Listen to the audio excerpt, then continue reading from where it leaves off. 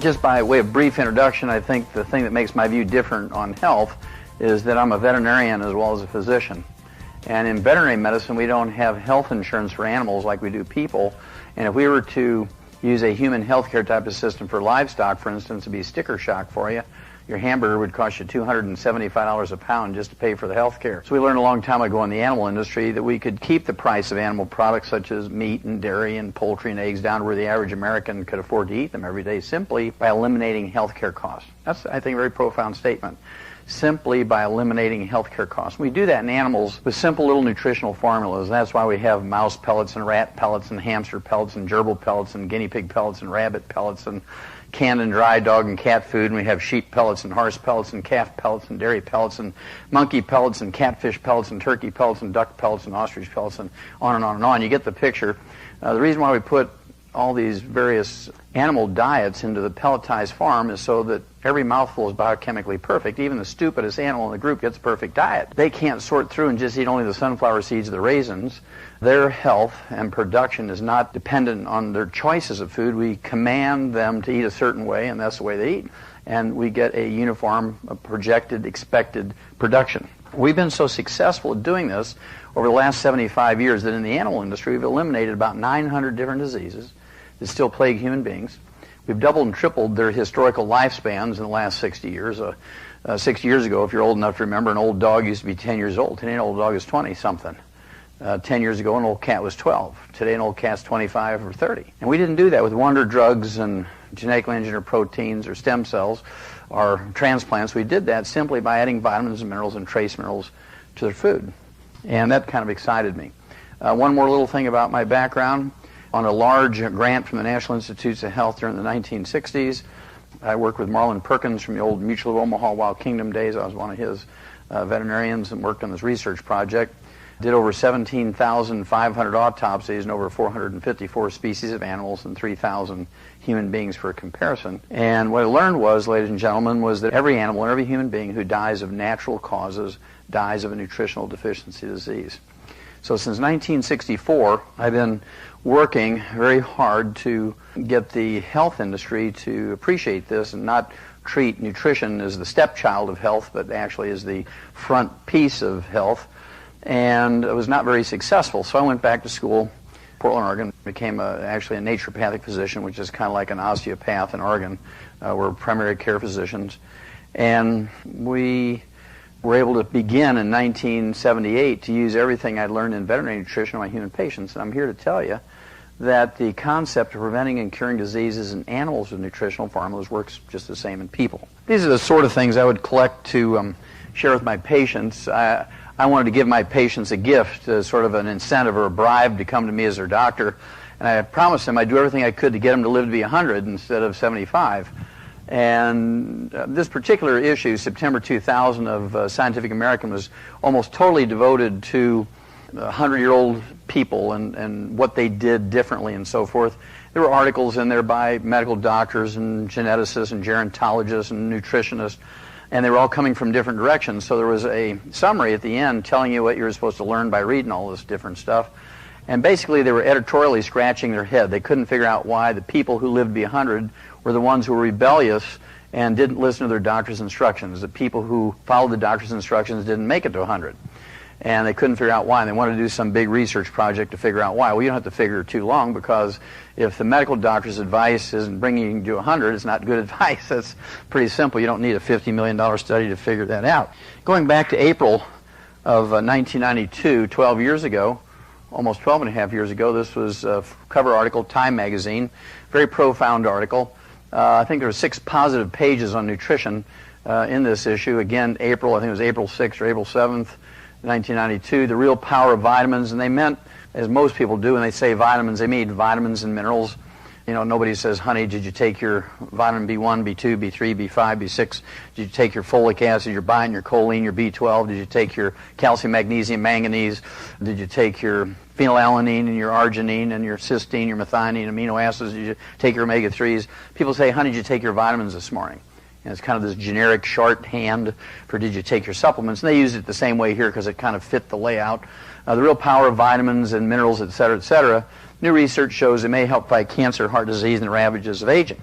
Well, back when I started seeing human patients back in 1978 as a physician, I wanted to have some kind of animal model, being a veterinarian, and a human model to give them so they didn't think it was some outrageous thing that I was coming up with, some pipe dream. And looking around, sure enough, I found a guy by the name of Clive McKay, and he did his research back in the 1920s, and geneticists like to claim him, but he was just a physiologist. He published his landmark papers in 1935, and basically what he did was take 3 groups of rats and gave them the same basic rat pellet of the day from the 1920s, which is quite a remarkable step, because research rats before this rat pellet would only live maybe 6 to 10 months after weaning, when they just feed them rolled oats and carrots and things like that. But once they came out with the nutritional pellet of the day, they lived to be an average of 2 years, and that was just remarkable for research. Well, he was the only guy at that time who was tinkering around with macronutrients, proteins, fats, and carbohydrates, to see what you could do to make the animals live longer.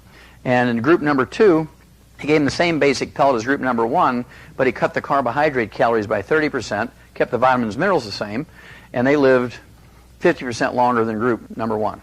Got kind of excited about that. So group number 3, he cut the carbohydrates by 60% from group number 1, kept the vitamins and minerals the same, and they lived twice as long. And they thought they had the answer. Well, it wasn't quite that simple. When they redid the studies in pigs and dogs and monkeys and spiders and all kinds of bugs and birds and things, they found out that the secret was that he kept the vitamins and minerals the same. And the secret to this longevity by tinkering with the food is that you want to have a high level of vitamins and minerals per carbohydrate calorie. That's one of the reasons why low-carb diets are good for you, why they work to help you lose weight but also live longer. Even though people aren't supplementing, they have a modest amount of vitamins and minerals in their diet. And if they cut the carbohydrates, that means their concentration of vitamins and minerals per carbohydrate calorie is going up. And that's the thing you have to look for. Well, I had a very exciting animal model that went back to 1935. Then I wanted a human model. And I ran into a guy by the name of Art Linkletter. How many of you remember Art Linkletter? Yeah, if you're over 40 years old, you remember Art Linkletter. He was a great TV and radio host, and he invented the kids say the funniest things concepts, and he was very funny without saying 4-letter words, so I always appreciated him. And it was kind of interesting, and I ran into him, and I was looking for a human model for 100-year-olds, and he wanted to live to be 100, and there was all kinds of newspaper interviews I ran into. He wanted to be 100, and he got kind of excited about this possibility by reading a 1933 Pulitzer Prize-winning novel by James Hilton called Lost Horizon. Okay, well, Lost Horizon, if you don't remember the book, it coined a term, James Hilton coined a term called Shangri-La. How many have ever heard of Shangri-La? I think most people have heard of that. And this was this mythical place, kind of like a place where you could live in this microenvironment that was perfect, almost like Eden, and you could eat everything there, and you lived a spiritual life, and you could live to be 200, 300 years of age. And it was based on some people in what is now eastern Pakistan in a single valley called Hunza. Art Linkletter hired an eye doctor by the name of Alan Bannock to go to Hunza and find out what their secret was, because at the time, in the 1930s, they were the healthiest and the longest-lived people on Earth. Now, the most remarkable thing about the Hunzas is they were a third-world country. They had no electricity, no indoor plumbing, no telephones. They had no hospitals, no doctors, no pharmacies, no pharmaceuticals, no prescriptions. I mean, they had nothing, and yet they were the longest-lived and healthiest people on Earth. And so Art Linkletter wanted to find out what their secret was. So Alan Bannock goes there, and he really couldn't quite pick it out. He was an eye doctor, didn't know a lot about everything. So he was very good about writing about what he observed, but he didn't pinpoint any particular thing. He just says, well, here it all is, pick what you want. But there are 2 things that were valuable, knowing what we know about Clive McKay's animal models. Number 1, these people live in a single valley at 19,500-foot elevation. If you've ever farmed, you know that when you're above the timber line like that, I mean, kind of like double. The timber line is like 7,000 feet. So we're at almost 3 times the height of the timber line, and nothing grows there. Very hostile environment. They couldn't grow rice, they couldn't grow potatoes, they couldn't grow corn, but they could grow wheat. But because of the very short and very hostile growing season, their yield was very, very small, and their sum total of their carbohydrate intake each day was 1 little chapati bread, looked like a tortilla, flour tortilla, a very small one, 1 a day per person. That was their sum total of their carbohydrate intake. The rest of their food was lamb and mutton, goat, cheese and milk. They cooked in butter. That was it. They had a few vegetables, you know, like tomatoes and carrots and cabbage. And so they had a very low carbohydrate diet. So that kind of fit Clive McKay's thing. 60% less carbohydrate than the control rats. Well, where do they get their extra minerals or extra vitamins? Well, it so happens Alan Bannock pointed out something that I used to do as a kid in these people.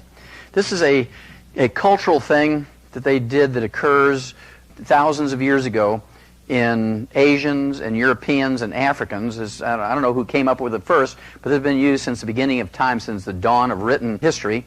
And it's something many of you have done. How many of you have ever taken wood ashes from a fireplace or a cooking stove and put in your garden? How many have ever done that?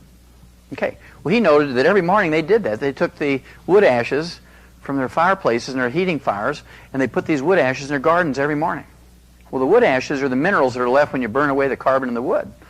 So every morning they were putting minerals back into their gardens. Now that is a very profound thing. It sounds so simple. Now we as Americans used to do that because we all came from a background of Europeans or Asians or Africans, and so everybody came to the United States in the 1700s, 1800s, 1900s with this history, but something changed in our culture in 1940. This was the end of healthy Americans in 1940. It actually started before that. It actually started the Industrial Revolution, but it was just a trickle. But they shut the spigot off for intake of minerals in 1940. What happened in 1940?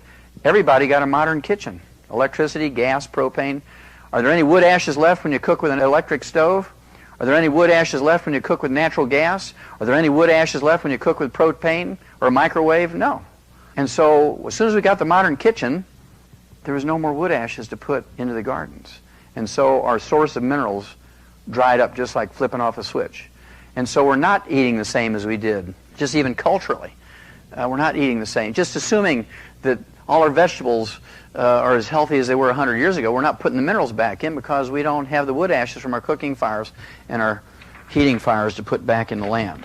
Well, human beings need 90 essential nutrients, 16 minerals, 16 vitamins, 12 essential amino acids, 3 essential fatty acids to flourish and reproduce and do well and repel diseases and so forth.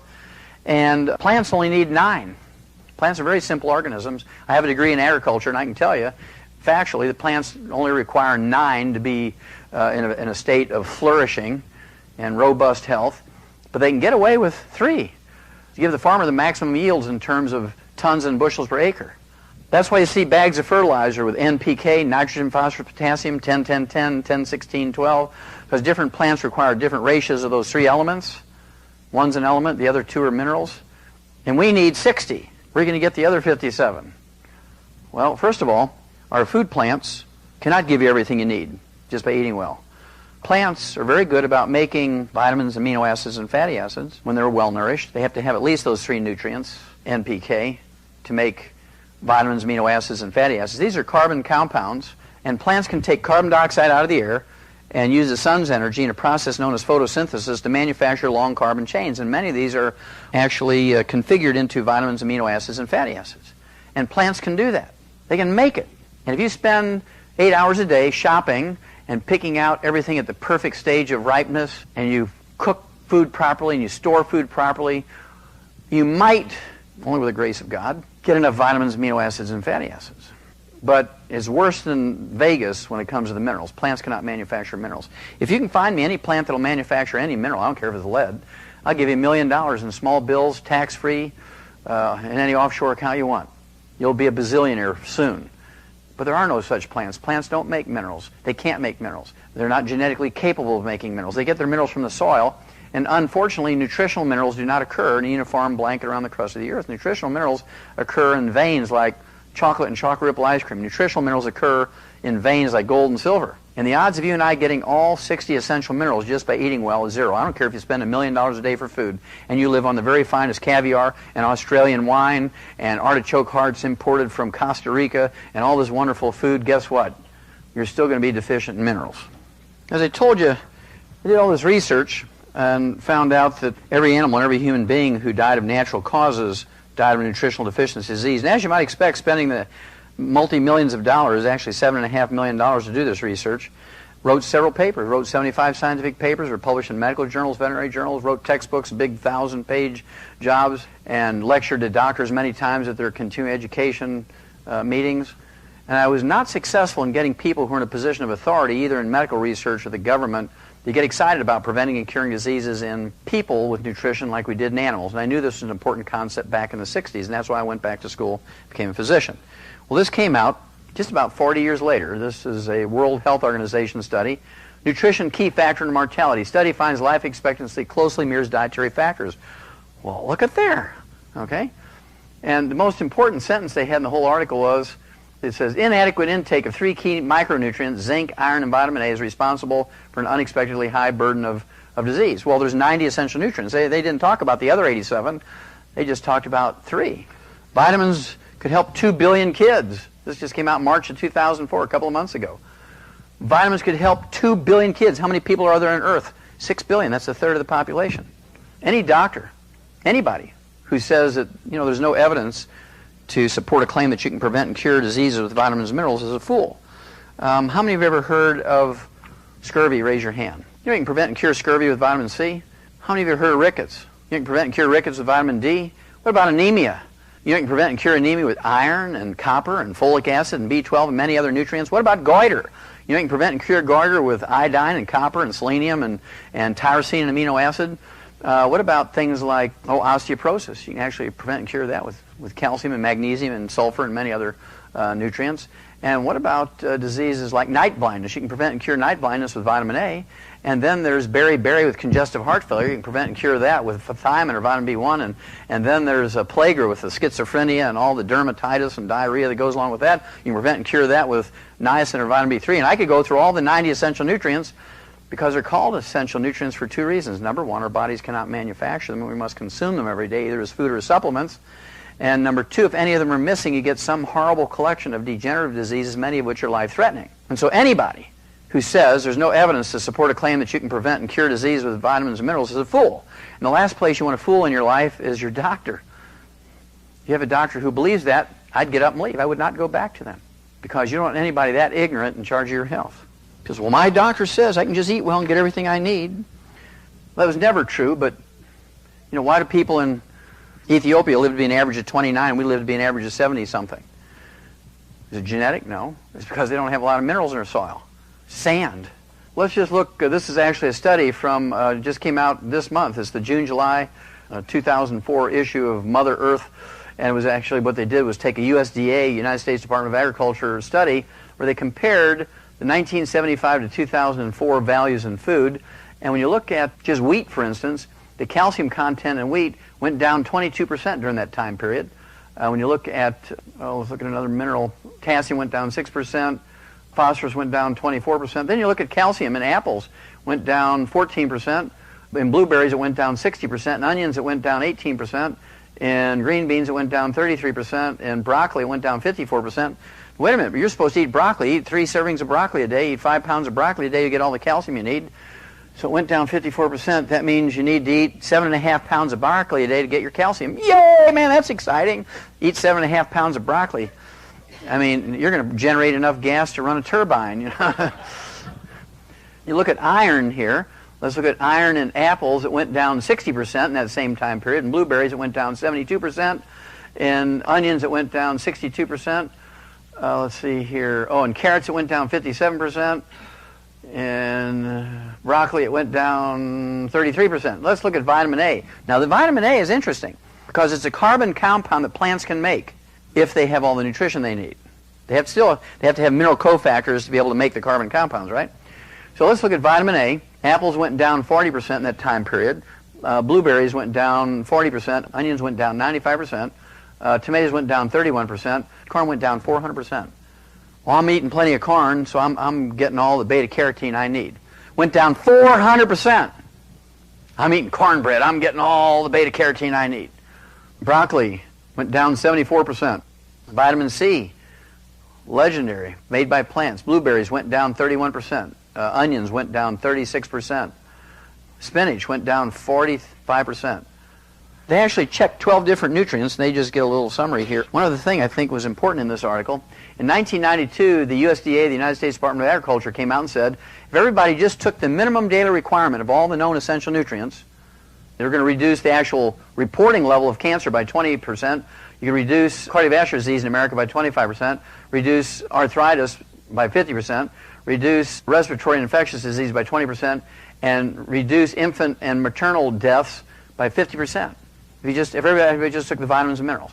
But doctors today still say, medical doctors still today say, you can get everything you need by eating your basic 4 food groups. Just eat variety, have 3 different colors on your plate, and you'll do fine. Well, doctors should be put in jail for 25 years to life because it's reckless endangerment. Through their ignorant pontifications, they have killed more people in all the wars in the world put together. It's going to get worse. It's going to get worse. This just came out June 16th, 2004. UN warns 1/3 of the earth is at risk of becoming a desert. Can you grow good food in a desert? I don't think so. This is a creeping catastrophe. And we're talking about, in the United States, they're talking about losing at least 1/3 of the land that we can grow food on now. There's just no nutrition left in the soil. And so how do we protect people? Just eat better? Eat more broccoli? Well, that's not it. That's not going to work, folks. The only way you can make sure you're getting all these nutrients is to consciously put them in your mouth. You have to supplement. Well, despite kind of a tragic outlook here, there are people who do make it to 100. Percentage-wise, it's very small in the United States. We're the 3rd largest population in the world, but there are people who live long, healthy lives. And again, they tend to be rebellious patients who don't listen to their doctors. They do things that doctors don't want them to do. And they're the ones who make it to 100. And the ones who follow their doctor's instructions exactly don't make it. How many of you had somebody in your family who lived to be 80, 90 years of age? I think most Americans have had somebody, unless they're all horse thieves and got hung early, but most people have somebody 80, 90 in their family. You can remember back, they'd eat eggs every morning, they'd salt their food, they'd eat red meat, they ate their chicken skin, they used butter, they didn't even have margarine back in those days. And the only exercise they did when they came home from a hard day's work was to fall asleep on the floor in their bib overalls. They didn't even have a lazy boy chair to sleep in. So let's see some of these rebellious people. Ralph Charles from Somerset, Ohio, which is in the middle of the state of Ohio, back in October of 1999, turned 100. And the fascinating thing to me about Ralph Charles was that he was still, at his birthday at 100, was still piloting commercial charter flights, paying passengers around the central part of the United States. To me, he doesn't look like what you expect a decrepit 100-year-old to look like. To me, he looks like he's in his maybe late 70s, early 80s. Had no restrictions on his pilot's license or health papers at 100.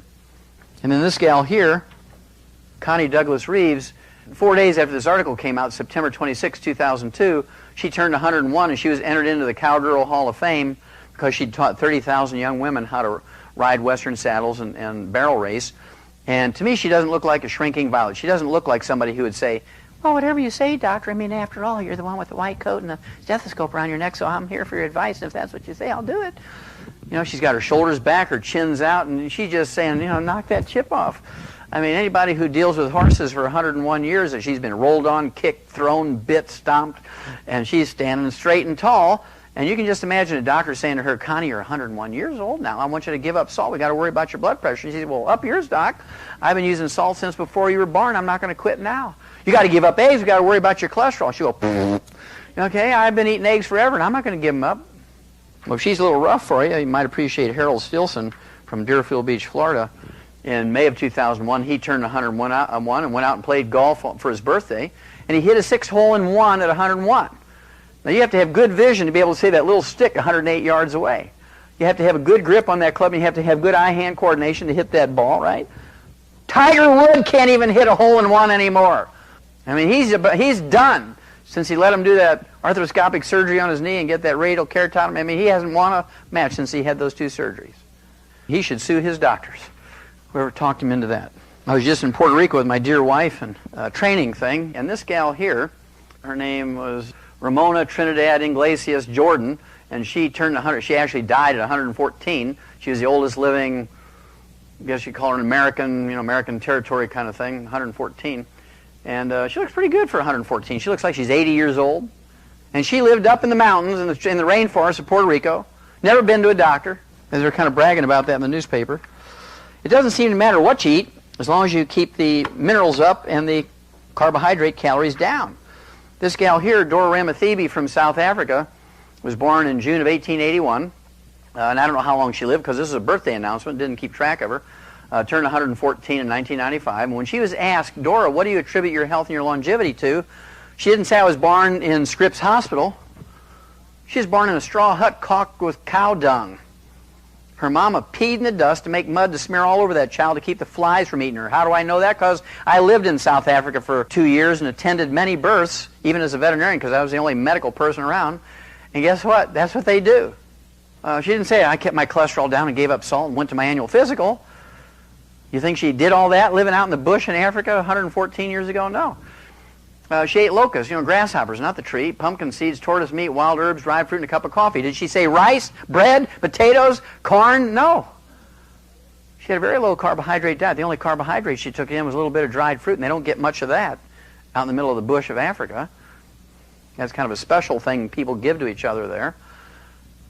Had a very low carbohydrate diet, had some essential fatty acids from the pumpkin seeds, and she got some protein from the grasshoppers and the tortoise meat. She may have gotten some vitamin C and folic acid and beta-carotene from the herbs if she ate them raw when they picked them for maybe green vegetables. Well, guess what they do in Africa? I kind of gave you a hint earlier on. Every morning they take the wood ashes from their heating and cooking fires and they put them in their gardens where they grow their squash and cucumbers and carrots and tomatoes and cabbage. So recycling minerals, low carbohydrate diet. Did she have access to vaccinations and penicillin and all that stuff and great doctors from Harvard Medical School and Mayo Clinic? No. Living out in the bush. Couldn't read. Couldn't even get an Advil. One of my favorite birthday announcements is a French lady by the name of Jean Calment. In February of 1995, she was documented by the Guinness World Book of Records being the oldest living woman at that time. There were hundreds of women who claimed to be older than she, but she was the only one that had the paperwork to prove to the satisfaction of the Guinness World Book of Records that February 21st, 1995, she was in fact 120. February 21st, 1996, she turned 121.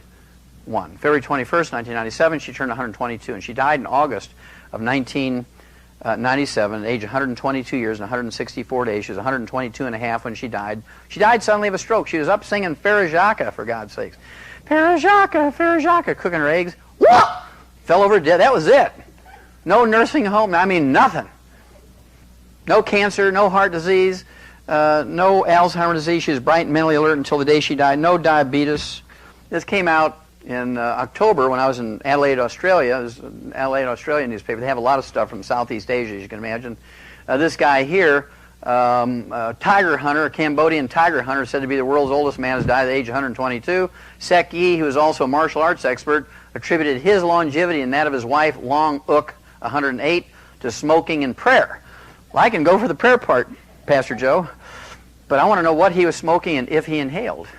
There's also a Sydney, Australian newspaper, also in 2003, a Brazilian believed to be the world's oldest woman, has died at age 124. Maria Etelvina dos Santos died of a stroke in Salvador. Her birth certificate said she was a descendant of African slaves born in June of 1878. Was she born in Scripps Hospital? Did she have vaccinations and penicillin? No, she was born in a straw hut caulked with mud, and since her parents came from Africa, her mama peed in the dust to make mud to smear all over that child to keep the flies and mosquitoes from eating her. Turned out to be how many people in San Diego have lived to be 124? Here's a gal who made it to 120. I don't know if she's still alive, maybe. She's a gal by the name of Elizabeth Israel. And this was back in January of 2001. She was born in 1875. She was born in the Caribbean, on the island of Dominica, according to her birth and baptismal records. Well, how do these old people have so many birth records? That's because the Spanish set all that stuff up in 1541. They set up a birth certificate system. Anybody who was involved in the Spanish churches got a birth certificate. Here in the United States, they say, well, yeah, so-and-so claims to be 130 years old, but they don't have a birth certificate. That's because they were born in 1905. They still weren't issuing birth certificates in Beanbag, Iowa, right? Okay, one last one. I think you'll get the message here, and then we'll move on to the meat of this thing. This gal here, Mazumi Dusti from Iran, back in January of 1995, and this her obituary is published in the Rocky Mountain News out of Denver, Colorado, said that she died at age 161. That seems pretty outrageous, but you have to actually give some credibility to this obituary because she was survived by 6 living children ranging in age from 120 to 128, and none of them had left home to go to college yet. They were still babies. Her oldest son said his mother had never visited a doctor. She never took any prescription medications. She only used herbs during her life. There's messages all over these birthday announcements and obituaries, ladies and gentlemen. None of them are just swooning over their cholesterol-lowering statin drugs. None of them are swooning over eating egg beaters. These are all primitive people.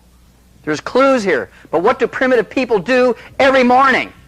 They take the wood ashes from their cooking and heating fires and they put them in their gardens. We have electric stoves. And so how do you replace what we gave up for the convenience of a modern kitchen? You have to consciously supplement and put them in your mouth. If you don't do that, you're doomed to suffer all the terrible diseases you can suffer from. Now, geneticists tell us we can live to be well beyond 100. We have the genetics. I don't care if everybody in your family died at 35. Everybody in this room has the genetics to live well beyond 100. The short version of why we don't is because we do too many bad things and not enough of the good things. I mean, that's the shortest way I can say it. It's always amazing to me why people go to medical doctors for advice on health and longevity. I have to ask my doctor. I just hear that so many times I want to choke people. In my tape, Dead Doctors Don't Lie, I said the average medical doctor lives to be 58. And medical doctors, I mean, they just got so hysterically angry with me. You can't believe how angry they got with me with that. I mean, they called me every kind of name you could call another human being and reported me to every agency they could think of, and some they made up. And they didn't want to believe me, which I did a survey. I took all these obituaries in medical journals and added them up the ages and divided by the number of doctors, got a simple average and said doctors live to be 57.6. I rounded up to 58, gave them the benefit of the doubt, and they did their own study. Came out 3 years later, 1999, said Wallach was wrong. The average doctor doesn't live to be 58, they live to be 56. Wallach was a liar. And so why do we go to medical doctors for advice on health and longevity when they only live to be 56? I mean, it's outrageous. I mean, you wouldn't do that in any other industry. Why would you go to Mr. Goodwrench to have your car maintained if the word got out that his cars that he maintained only went 5,000 miles before they burned up?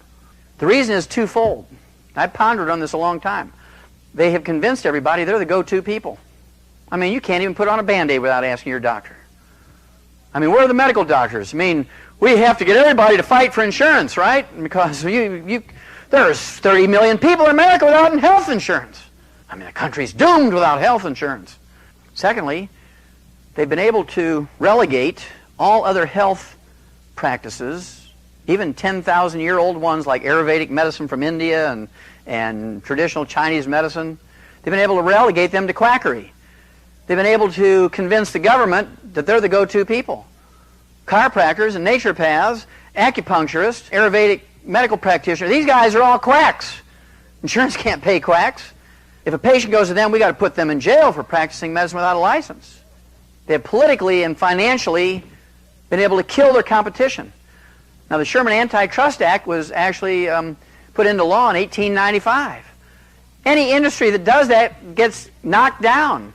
Ma Bell tried it, and they broke them up. Why doesn't the government break up the medical profession? I'm going to show you why in a second. It's pretty scary. Well, if we're getting our money's worth, you might be able to say, well, they're crooks and scoundrels and all that kind of stuff, but because we're getting our money's worth, it might be okay. Let's see if we're getting our money's worth. First of all, each year the entire world spends $2.7 trillion, that's with a T, $2.7 trillion for health care. That's a gob of money, $2.7 trillion for health care. Now that $2.7 trillion, the United States alone each year spends $1.6 trillion, more than half. So we better rank pretty high since we're spending more than half. We're spending more money for health care than all the other nations in the world put together. So let's just see where we rank. In April of 1990, I found the first public printing of where we rank. This was a World Health Organization and the Center for Disease Control out of Atlanta, Georgia, came together and they came up with a survey. They said out of the top 32 industrialized nations, the United States ranked 17th.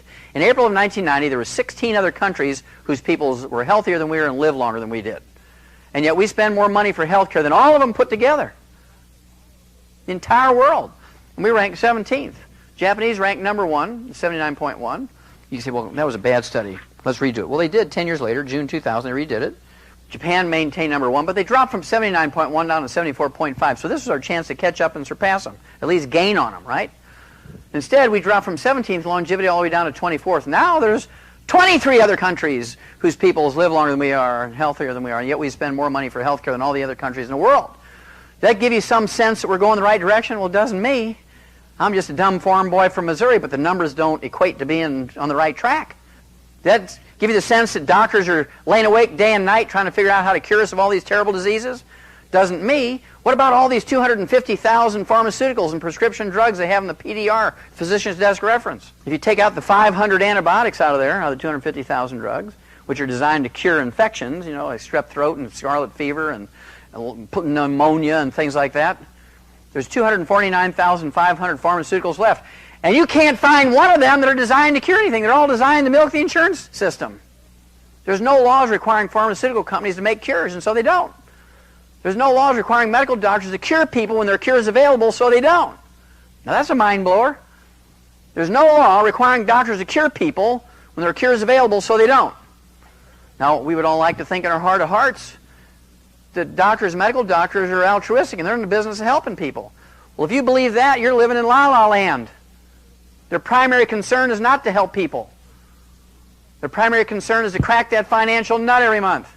Health spending has hit the biggest surge in 11 years. It must be Bush's fault. God, it's Bush's fault. No. That started out 20 years ago when we came up with the managed care. How many heard of managed care? Now, managed care was designed to stop excessive tests and unnecessary surgical procedures and unnecessary prescriptions by doctors. And it was working.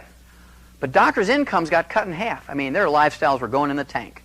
So they started whispering to their patients, look, there's some beady-eyed accountant kept you from getting that test. Now, I'm the doctor. I know you needed that test, and he won't let me do it. You got to pay for it out of your own pocket. Oh, we can't have that. And so by continuing to whisper in the patient's ears after 10 or 11 years, patients finally kind of rose up and Medicare had to back out of the managed care system. And the day after Medicare backed out of the controlled environment where the bean counter was in charge of what you got instead of the doctor, went up 17%. Healthcare went up 17%. It's been going up almost 50% every quarter now since then because they're totally unchecked. It's political suicide for anybody to try and stem the tide.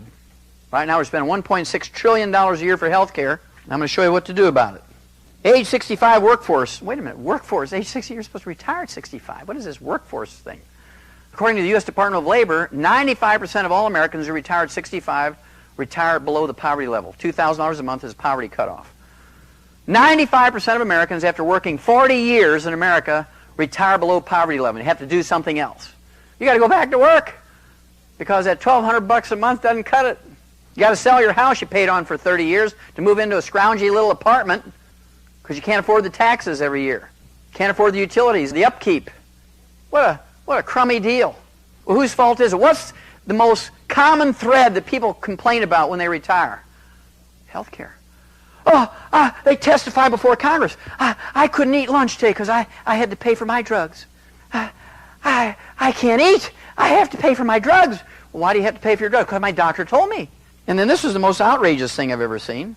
Last year, 9 months ago, whatever it is, you all remember this, Vaughn's and Ralph's and Kroger's, 70,000 workers from grocery stores went on strike in Southern California alone. And they were striking all over the country in sympathy with them because over a 3-year period between 2000 and 2003, the health care cost for their insurance went up 50%, went up from $6,000 a year to $9,000 a year.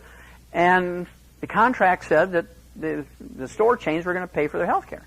And so these people struck the stores, I don't know, 3 months, 4 months, whatever it was. A lot of them closed their doors and went out of business. When they did come back, all their customers had started going to Costco's. A lot cheaper. And so a lot of them are still not open 24 hours like they used to be because they don't have any business anymore. That strike killed the jobs for these 70,000 people. Now, they were striking the wrong person. Why would they strike? The company was paying their mortgage and paying the food for their kids and paying for their car payment. They should have been striking the doctors. They should have been striking the insurance companies. They should have been striking the hospitals and clinics. I mean, the doctors are really smart. They're sitting there playing cards in their country club.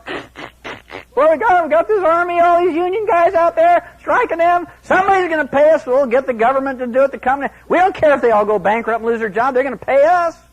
So I'm getting close to telling you what we do to solve this problem. I gave you kind of a hint there. What do you do with a failed and corrupt system? Do you keep feeding it more money? Oh, well, the mafia, we got to pay them more money. They'll be good to us, so we just pay them more money. Outsourcing the American dream. Have we lost a few jobs in Southern California? Whoa! They're going to India faster than you can name them. Telephone operators in the United States average $12.50 an hour plus health benefits. In India, they make less than $1 an hour, no health benefits. Payroll clerks in Asia make less than $2 an hour, no health benefits. Their counterparts in the U.S. make $15.17 an hour plus health benefits. And so when the health care goes up and the union demands more money to pay the health care, guess what the company says? Adios amigo. Close the door and they're off to India. You can't blame those companies. I mean, they're working on 1% margins of profit. They got to worry about their stockholders. And so, if you push too much, it's like the old pinball machines. Some of you old remember the old pinball machines before computers? You had 1,800 points left before you could win a free game. And you started pushing that thing too hard to keep that ball up there. What happened? Tilt! Game over. I hated to see that. Game over, game over, game over. Well, that's what happens when you push the employers too much now. They have other options. They can just close their doors and go to India. You know, with today's electronics, 3 rings, and they say, howdy, how can I help you? And you think you've called Texas. You just hit New Delhi. To kind of tell you where, spiritually medical doctors come from. But they're not going to treat lawyers and their families who sue them for malpractice. And so when that came out, I sent out a news release. Nobody picked it up. I didn't think they would, but I felt better. I sent out a news release and said, I'll waive my professional fees. I will treat any lawyer who sues doctors for malpractice. I will waive my professional fees. Didn't get published anywhere, but I felt good because I sent it out. Doctors say they'd lie to get insurers to pay. 58% of doctors admitted in a survey that was published by the American Medical Association, 58% admitted they would lie to get paid for procedures they didn't even do. They admitted they would lie to get paid for procedures that they did do that the patient didn't need. Now, doctors are the only people who don't have to go to a bank when they need money. At the end of the month, if they need $10,000 because they went to Vegas and they lost $10,000 and they can't pay their mortgage, and you're the last patient of the month, you're going to get everything known to medical science. They just send in that bill to Medicare and they get $10,000 in their account the next day and they pay their bills and everybody's happy. According to the Health Insurance Association of America, 75% of insurance fraud is committed by providers, which is a code word for doctors. 75% of all health insurance fraud is committed by medical doctors. You know how many medical doctors go to jail for that each year? 0. They are dealt with by another standard. If you and I were to somehow try to defraud an insurance company, they would hire detectives and they would hunt you down forever and get you in jail.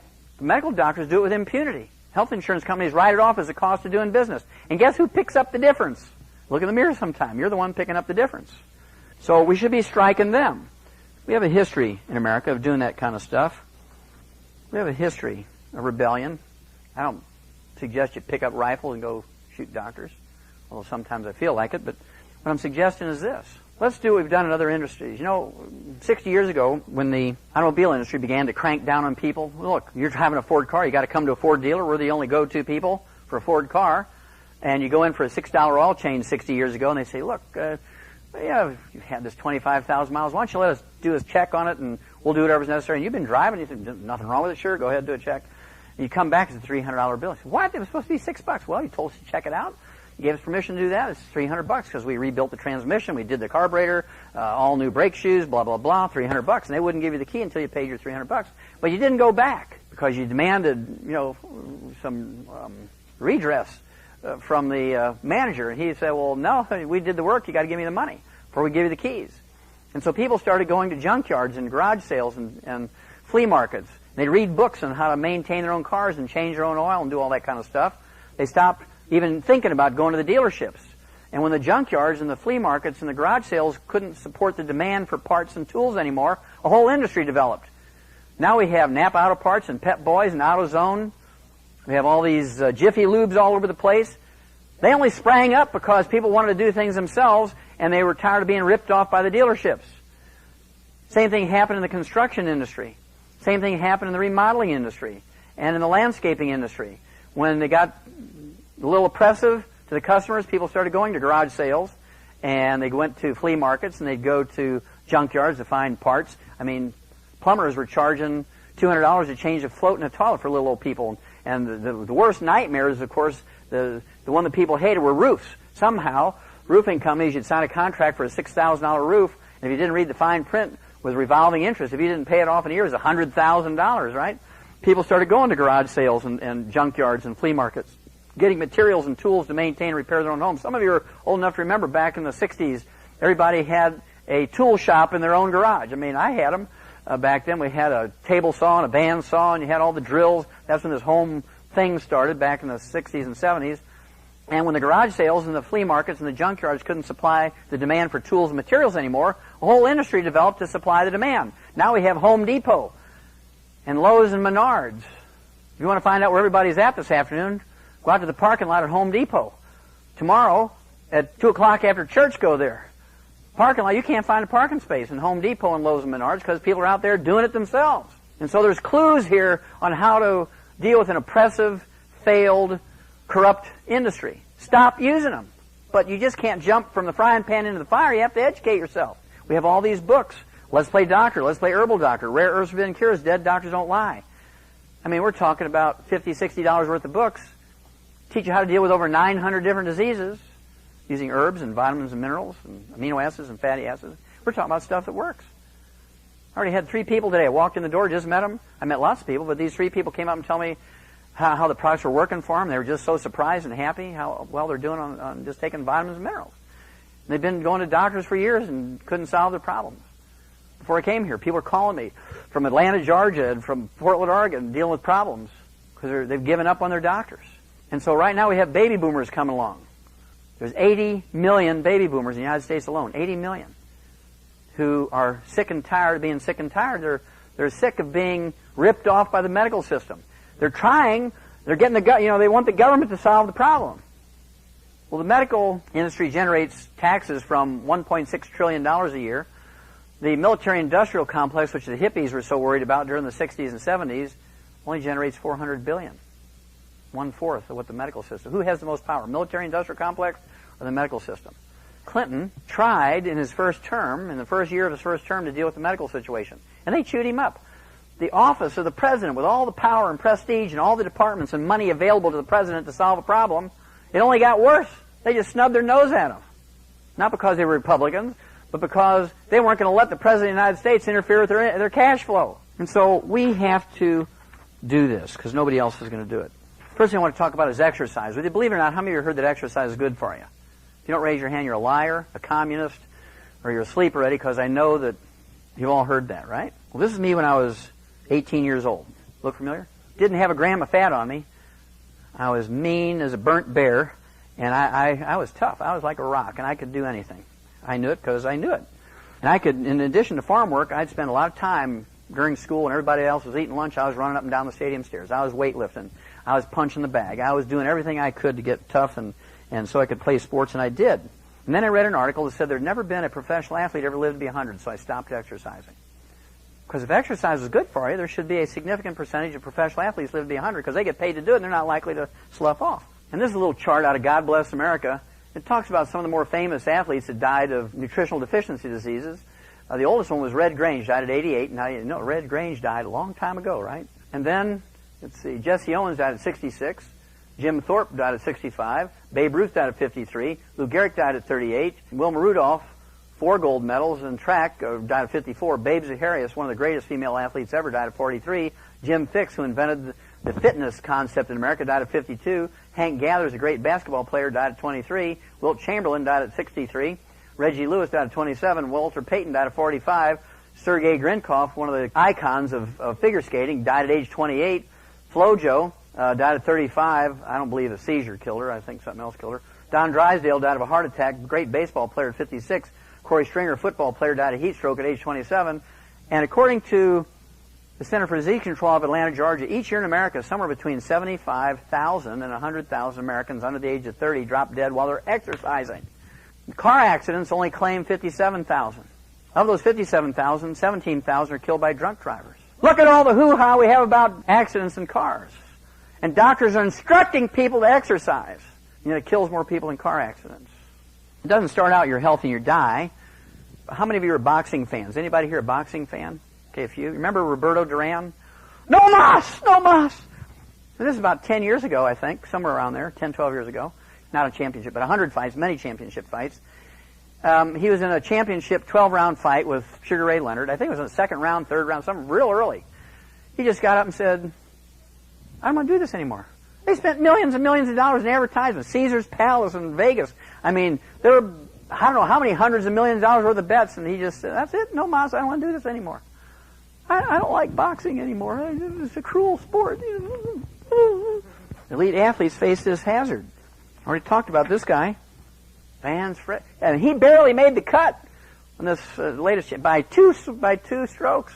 I mean, they were sweating. him even getting in. He's going down, folks. I just spent a weekend with these guys, with Ted and Angela. Talk about talent. These guys had all the talent in the world when it came to basketball, and they still lost. They got beat by the punk team. You think they lost because they didn't have talent? You think they lost because they didn't want to win? You think they lost because they didn't practice? If you look historically at this situation, it happens a lot, where they draft some big stars, and then it didn't work. You know, here's a whole bunch of teams that hire these big stars at the beginning of a season to try and make something happen, and it didn't happen. That's a little picture of Theo Ratliff from his own website. Theo Ratliff's a very interesting guy. In 2000, 2001, he missed 79 games. His career was over. He had the best orthopedic surgeons tell him his career was over. His right shooting wrist turned into dust. There was nothing bigger than a BB in there. I mean, none of his bones were in any shape. They couldn't even put wires or nothing in there. He had the cartilage came loose in his hip. They had to go in and do a hip surgery. His other hip was just as bad. Bone-to-bone arthritis in both knees. He was only 28 years old. His career was over. And he happened to hear some of our distributors talking to another player in the locker room. He says, hey, you think that stuff will help me? In 3 months' time, all his pain went away and his range of motion came back. 3 more months, he felt so good, he tried back out for the team and he got his old position back. This guy, who 6 months earlier was told that his career was over. He had all these terrible degenerative problems, his career was over. Well, the last 2 years, he's been the shot blocking champion, the super defensive star in the NBA, and that's impossible. All his orthopedic surgeons said so. Well, we put him back together just using vitamins and minerals and trace minerals and rare earths and amino acids and fatty acids. So I'm going through a progression here. You've gone through the emotional failures, physical failures. Remember I told you Jim Fixx was a guy who started during the 1970s. He started the whole fitness thing. Up until Jim Fixx in the 1970s, nobody but people who played team sports worked out. The average housewife didn't go in for aerobics and yoga. The average, Joe Carpenter, the average working man didn't work out. Came home and drank a beer and passed gas and watched TV. That was his life. His great excitement was if he, won a case of beer at bingo. Jim Fixx came along and said, hey, if you run 10 miles a week, we'll keep your arteries clean and you don't have to die until you're 100. And he personally, consciously, in all his writings, stayed away from vitamins and minerals because when he lived to be 100, he did not want anybody to say, well, how do you know, Jim, it wasn't the vitamins and minerals? He wouldn't even eat enriched bread. And he died at 52 of a cardiomyopathy heart attack, a simple deficiency of the trace mineral selenium. Well, this fellow here, Brian Maxwell, was one of his proteges. He believed in Jim Fixx like you just have no idea how much he thought of Jim Fixx.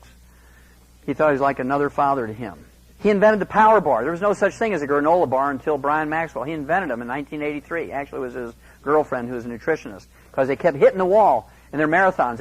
At about mile 18, they'd hit this wall and they'd have to walk. No matter how well they were trained, they just couldn't go anymore.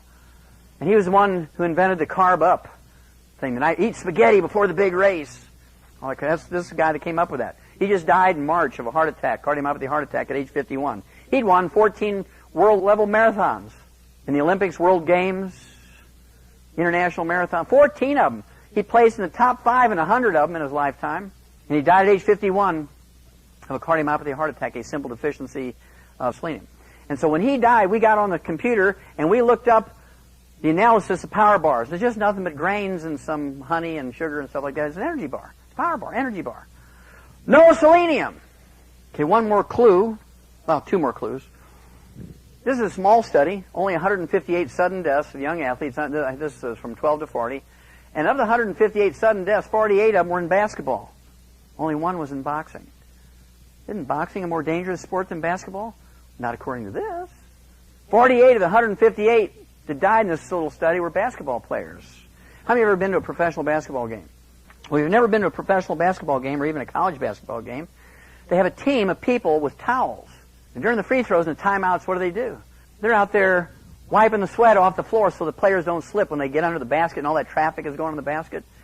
They're out there wiping that sweat out from underneath the basket. That's another little clue.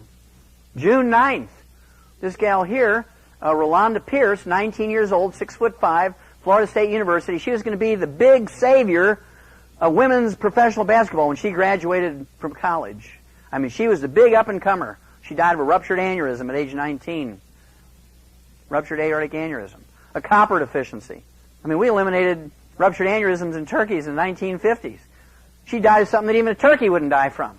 I guarantee you, she had the finest Sports medical doctors, she had the finest trainers the money could pay for. But she died of something that a turkey wouldn't die from. Because I guarantee you she was just living on Coca-Colas and curly French fries. Doesn't seem to matter what sport it is. Gray Lundy from Newport Beach, California, died at 14 of a cardiomyopathy heart attack, training for water polo. This gal here, Helen Moros, the top runner, smoke-free, top marathon runner in Australia, died at 35 of a cardiomyopathy heart attack. Does she look healthy to you? She looks like an escapee from a death camp in Germany to me. I mean, look at her arms. I mean, she does not look like a healthy person. We talked about Sergei Grinkov, age 28, died of a cardiomyopathy heart attack. The darlings of the pairs figure skating world. One more, maybe two more, then I'll tell you why. Reggie Lewis. At 27, he collapsed with a cardiomyopathy heart attack. They diagnosed it correctly, cardiomyopathy heart attack, a simple deficiency of the trace mineral selenium. They got 12 cardiologists from around the world, the top 12 cardiologists from around the world, and they paid them $1 million each to refer, this is the Celtics, they paid them $1 million each to refer their patients out to other doctors so they could devote their full time to saving Reggie. He was their top financial player, and they wanted to save him, get him back in the game, and they were arguing amongst themselves who's going to do the transplant, who's going to give him a pacemaker, could he play with a transplanted heart, could he play with a pacemaker if they put it in the right position, and all that kind of stuff. And while they were arguing about this, he dies. 3 weeks later, he dies. Second cardiomyopathy heart attack. Well, if you wait long enough, justice has a way of coming around, right? God works in mysterious ways. The chief, the captain of the dream team of cardiology, the medical doctor who ran the Boston Marathon all the time, he wasn't a couch potato. He was the designated sports medical doctor for the people who ran the Boston Marathon. He taught cardiology at Harvard Medical School in Boston. One Dr. W. Thomas Nessa, a year and a half after Reggie died, at age 48, dies of the same thing. Dr. W. Thomas Nessa, a member of the dream team of cardiologists who treated the late... I mean, I'd have been embarrassed if I was part of his family to put that in there. I mean, this guy's malignant dumb. Died Saturday in his home, and, prophetically, he lived in a town called Dedham at age 48. Now, if your cardiologist dies of a heart attack at age 48, how much belief should you have in him? But people say, oh, isn't it terrible that Dr. Nessa died of a heart attack? And they'll keep following his advice. Now, if he was my cardiologist and died at age 48 of a heart attack, if he said no salt, I'd be taking the top off the salt shaker and guzzling salt. If he said no eggs, I'd eat 25 a day. If he said exercise was good for you, I'd lay there and I wouldn't even blink. I would not do anything that resembled exercise. Because I wouldn't want to get what he got. If that's what you get for following what he was saying, I wouldn't want to do it. Well, the hint is, of course, athletes sweat more in 5 years than couch potatoes do in 75 years. You know there's more librarians live to be 100? There's never been a professional athlete ever lived to be 100? It's pretty scary. Now, when I showed that to these guys in Vegas, I mean, they really got concerned. Also, carbonated drinks will increase your risk of osteoporosis and fractures by 500%. I stood up there on the stage and I told them, if I was a trainer, if I was an owner, I would not even let my players in the same room with carbonated drinks. Because they're big problems. The reason why they fall out, joint problems, bone problems, ligament problems, cartilage problems. They're not sitting there guzzling all those carbonated drinks. Doctors lack proof that too much salt is unhealthful. This came out almost exactly 7 years ago. This was presented at the annual meeting of the American Heart Association in Portland, Oregon. After years of telling healthy people that too much salt isn't good for them, researchers still don't have solid evidence to back up that claim. Now, what does a good farmer or rancher put out for his livestock? Salt block or salt lick, right? There's nobody out in the pasture telling a cow she's limited to 1 lick a day, is there? I refuse to believe my human patients were dumber than the cow. Say, look, go ahead and salt your food to taste, salt your body. Don't worry about it. Well, how do I know if I'm getting too much? Well, it won't taste good. That's a high-tech answer, right? If it tastes too salty, don't eat it. If it tastes good, eat it. That's very simple. Works like a charm. Salt has nothing to do with high blood pressure. Genetics has nothing to do with high blood pressure. None. Nothing. That's the first thing they say. Do you have anybody in your family with high blood pressure? Yes. Okay, you're going to get blood pressure medication. Well, I don't have high blood, but it's in your family. Genetics has nothing to do with it. Salt has nothing to do with it. In fact, the government spent $30 million in what they call the Sodium Task Force, and this came out in 1997. And the bottom line, it said, the study found that people who limited their salt intake to 1,000 milligrams or 1 gram a day, which was what medical doctors recommend to you, the people who followed the doctor's instructions had 6 times more heart attacks, 600% more heart attacks than those who defied their doctors and ate double that amount of salt. It's a government study. They're trying to prove that salt was bad. You had to get rid of salt. They couldn't do it. Because it's not true. Salt is an essential nutrient. If you get too much, you won't like it. So what causes high blood pressure? High blood pressure is caused by a simple deficiency of a single nutrient. Now, we've eliminated that deficiency in animals. Pigs and horses and cows and canaries and parakeets and dogs and cats and salamanders and crickets can all get high blood pressure. But they don't get high blood pressure not because they don't have the genetics to get it. They don't get high blood pressure because, remember I said we got these little pellets? Because we don't have insurance to pay for calcium channel blockers and beta blockers for dogs. And so we just put that little mineral and all its cofactors in those pellets called calcium. You can drink 50 gallons of milk a day and you can't get enough calcium to lower your blood pressure. You can eat 25 pounds of cheese a day, you can't get enough calcium to lower your blood pressure. The only thing that will happen is you'll be so constipated you'll need a jackhammer to have a bowel movement. If you didn't have hemorrhoids, you're going to get them. And so as part of our basic program, the basic program with all the known essential nutrients to support maintenance and repair, it's a mindless thing. You don't have to, let's see, I need 2 of these and I got my ratios and 40 bottles of this. And we've done it all for you. $100 billion worth of research. We put it in those bottles. Obesity, quickly, 62% of Americans are overweight, 40% are obese. And, there's all these diets. There's the Atkins diet. There's the South Beach diet. There's the Zone diet. And all they do is parse words on percentages of low glycemic carbs and fat. And they're, I like 20%. No, I like 22%. It's going off the stick. Nothing is touching it. Well, my wife and I are finishing up a book because we know the cause of obesity. I mean, veterinarians know the cause of this because when you put an animal into the feedlot, when you put a steer in the feedlot, what is your goal? Make them fat. Prime beef is fat. We know how to do it. We know the technology to do it. And when you reverse engineer it, you can make lean beef. Oh, I mean, that's mysterious. We've been doing this forever. So I got tired of just telling everybody. Goes in one ear and out the other. Some people listen, take the ferret fat pack, lose a few pounds, right? But there's a lot of technology in that ferret fat pack. It's just not another diet because it's been engineered to work based on what they taught me in 4 years in agricultural school and 4 years in veterinary school and 45 years of experience. When that book comes out, it's going to be a shocker to everybody because it's going to be so far different than what anybody else is doing because none of them have even come close to the cause of the problem. They're just trying to deal with the symptom, fat. The reason why people get fat again is because they haven't dealt with the basic systemic problem. Obesity on track is #1 preventable killer. Ooh, that's important. Well, here's the secret of obesity. If you recognize what's going on in that picture, there's a work wagon of a little Amish farm in Lancaster County, Pennsylvania, Intercourse, Pennsylvania. That's off a little Amish farm. And I walked onto the farm and I said, what do you feed your horses? Oh, we just give them ground corn and or they can get out of the pasture and a little bit of hay. Well, you got a problem. He said, yeah, they get lame all the time. I want you to look at that wagon. You see anything wrong with that wagon? Yeah, I heard him say it chewed up. That's right. Those horses have chewed that plank out of that wagon. That's where the farmer would jump off that wagon all the time with a sweaty hand, impregnated that wood with salt. Now, why were those horses chewing on that salty wood? Because they're minerally deficient. It's called pica. How many of you heard of the term pica? Pregnant women do that all the time. They'll eat dirt. That's so common in the south part of the United States. They actually sell clay in little bags. You can get white clay, blue clay, red clay, yellow clay. They sell it in the grocery stores because pregnant women have cravings. How many of you heard of pregnant women getting cravings? Okay, any woman who's ever been pregnant has a craving, right? That's because the baby is stealing minerals from the mother and she's not taking them in fast enough to replace what the baby's stealing from her. We've been taught that it's socially unacceptable to eat dirt and chew on the furniture, so we eat snacks. If you're that hungry and you're eating dirt, or you're eating dirt as a kid, bam! Don't do that. You'll embarrass me.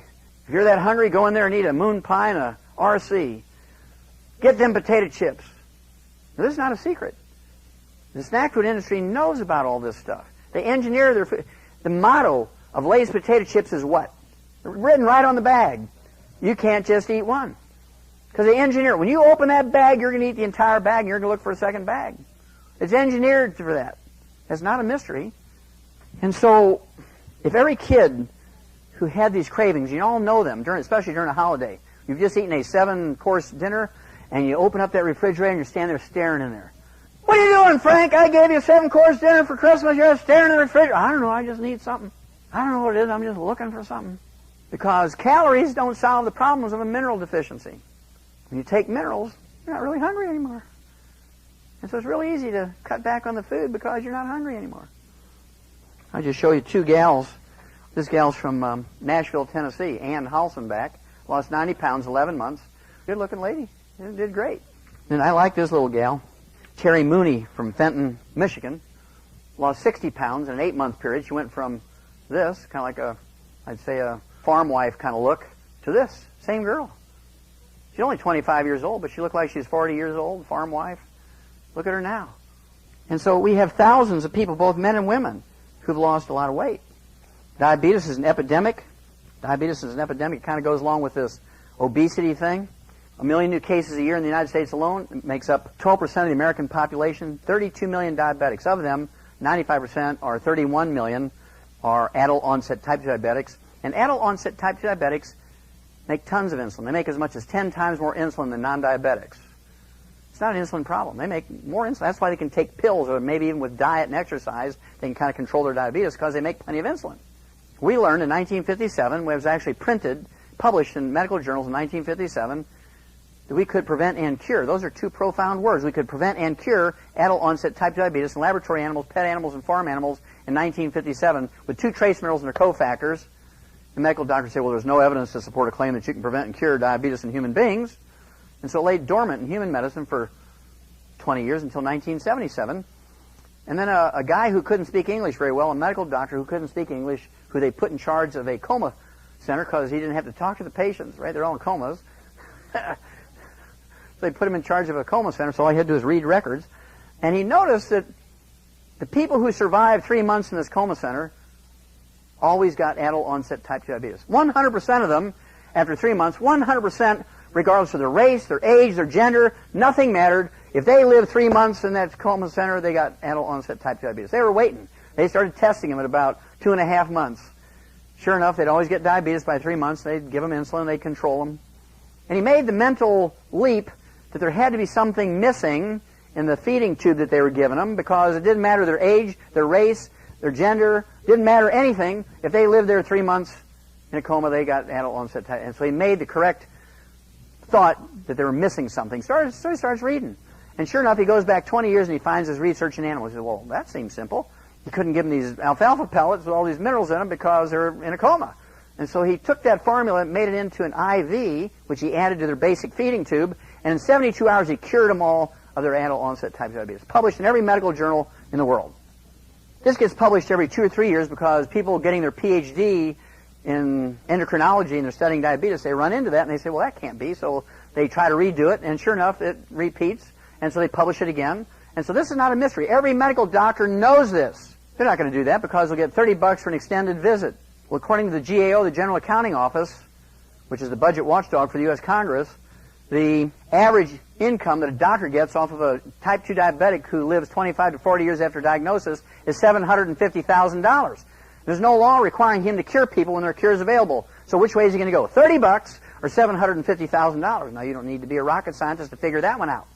I just talked to the president of the NBA Players Association. His wife has diabetes. I just asked her one question. Do you drink soft drinks? She said, oh, yeah, I'm a Coca-Cola alcoholic. I have to have 20 or 30 a day. Well, look at this. This is a study on 91,000 women over 8 years, 91,000 nurses over 8 years. Women in the study who drank at least one sugar-sweetened soda were 85% more likely to develop type 2 diabetes than ones who just drank water or even Diet Coke. 85% increase. You're going to get it. If you drink one Coca-Cola a day, it's just a matter of time. If you drink 2, it's going to be faster. If you drink 3, it's faster. But if you just drink 1 a day, you have an 85% chance of getting diabetes. And you know, when you talk to people about oh no, my doctor says genetic. Whatever turns your crank, cut way back on the carbohydrates, eat 6 small meals a day with animal protein in them. Watch what happens. Weight goes down, blood sugar goes down. You live a normal life. Well, I have to ask my doctor permission. Okay, last one is arthritis and osteoporosis. According to the Center for Disease Control, 85% of Americans after the age of 50, or by the age of 50, already have osteoporosis or arthritis of one type or another, to one degree or another. There's not a single medical treatment designed to prevent or fix it. Aspirin, Celebrex, Vioxx, Tylenol, ibuprofen, Advil, Aleve, methotrexate, gold shots, prednisone, cortisone. None of them fix it. They all have terrible side effects, many of which are life-threatening. And cure arthritis and osteoporosis in animals over 300 years ago in Europe and over 1,000 years ago in Asia. So why don't doctors use that? Well, there's no money in it. Remember, we already said there's no money in the cure? If Doc Smith were to cure all his patients of arthritis and osteoporosis today, and the word got out, he was curing people, the line would go around the earth 3 times. And he'd have one heck of a good month. But what would he do for the rest of his life? He'd be broke because there's no money in the cure. The money is in milking the insurance program. If you follow your doctor when it comes to arthritis and osteoporosis and other degenerative diseases, this is what you're going to look like by the time you're 75, 80 years old. Yahoo! And then I look forward to that. Man, oh man, diabetes, back surgery, hip replacements, knee replacements, bone spurs, high blood pressure, Alzheimer's disease, triple bypass. I'll bet you he was a very... Whatever you say, doctor. Now this problem starts when you're young. This problem starts when you're weaned off of milk. I see so many kids today, thousands of them a month, thousands a month. Oh, he has Charlie horse. Is he 3 years old and he has leg cramps and the doctor says it's growing pains? I know it's something different. Well, you give him any supplements? No. Are you giving him apple? Oh, he loves apple juice and orange juice and grape juice. I mean, he just lives for orange juice and grape juice and apple juice. Well, how much calcium and magnesium and boron and strontium and silica are in there? How much sulfur is in apple juice and grape juice? None. This is out of Australia, but this is absolutely true. I just like this because of the little red, this island of Tasmania. 3/4 of young Australians and Americans aged 12 to 15 are not getting enough calcium. 75%, because they're all living on bottled water. They're all living on apple juice and grape juice, and worse yet, oh yeah, Sunny D, Sunny Delight. Yeah. There's only 2% juice. It says right on the label, 2% juice, and the rest of it's sugar water. But every kid loves it because they got great advertisement on TV. I have to have my Sunny Delight. Crack. This is the one that really shook up the players. Arthroscopic knee surgery for arthritis is worthless. Yet the 5,000 doctors in America who specialize in arthroscopic knee surgery for degenerative joint disease, in 2001, their income from that one procedure is $1.5 billion. Why would they give it up? There's no law requiring them to give it up just because it's useless. Last slide. This is one you've been waiting for. Osteoporosis strikes both sexes equally. Since 1958, doctors wanted you to believe that osteoporosis was primarily a postmenopausal woman's problem. Whether you believe it or not, how many of you have heard that? If you don't raise your hand, you're a liar. You're a commie. You're asleep. Because I know you've all heard it. But osteoporosis strikes men equally with women. How come you men aren't being shuttled through getting your bone density test like women? Well, because doctors make too much money on HRT, kickbacks. And if they were to let women know that men get it equally with women, how could you justify giving estrogen, which causes increase in cancer, Alzheimer's disease, and cardiovascular disease? You couldn't justify it. Because, I mean, how many red-blooded American men are going to walk into their OBGYN and say, okay, doc, I got osteoporosis in my family. I want you to shoot me up with that, that estrogen stuff. That's not going to happen, is it?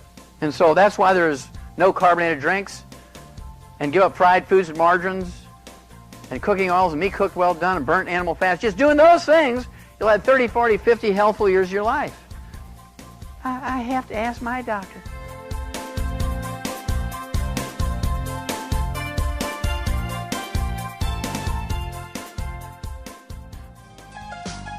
Information and statements regarding dietary supplements discussed have not been evaluated by the Food and Drug Administration and are not intended to diagnose, treat, cure, or prevent any disease.